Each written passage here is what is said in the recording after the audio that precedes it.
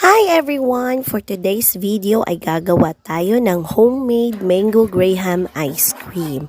So yung ingredients natin, yung leading brand na graham, mango, and cream.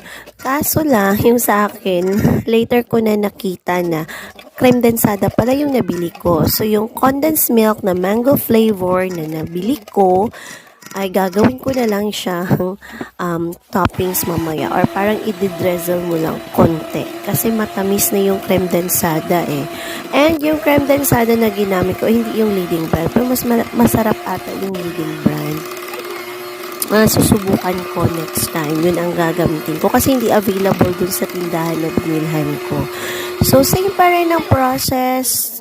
Gaya ng paggawa ng graham bar, i-chill mo overnight yung cream, kasabay yung condensed milk, and then gagamitan mo siya ng mixer. Hand mixer yung sa akin. Kung wala naman tayong hand mixer, kung yung available sa inyo ay blender, baka po pwede. Next time tatry ko. Pero parang pwede talaga. Para aalsa yung cream or double yung size ng cream. Sa next video ko, gagawin ko yun. So, hindi ako gagamit ng hand mixer. Yung blender ang gagamitin natin. Para maipakita ko kung magdo-double din ba yung size niya. So, ayan. Hindi mo i-mix lahat yung graham na anong tawag nito? Parang dinudurog-durog mo siya into pieces.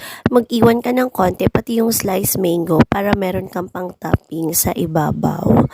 So, nakagawa ako ng isang lalagyan, yung standard na lalagyan ng ice cream. Isa't kalahati. Yan, sa tatlong mangga, tsaka isang graham na malaking pack. Tatlong cream. Yung condensed milk, konting-konti, isang kutsara lang talaga yung ginamit ko dyan, pang toppings lang. Kasi nasasayangan ako, hindi ko siya magagamit. Tapos mango flavor yung nabili ko. Kasi kung ihalo ko siya sa creme densada, sobrang tamis na. So, kaya ayan, nilagay ko na lang siya sa ibabaw para meron siyang parang dinidrizzle ko lang sa ibabaw. And then, pag matapos mo na yan, lagay mo lang siya sa ref overnight or 6 hours ay pwede mo na siyang matikman.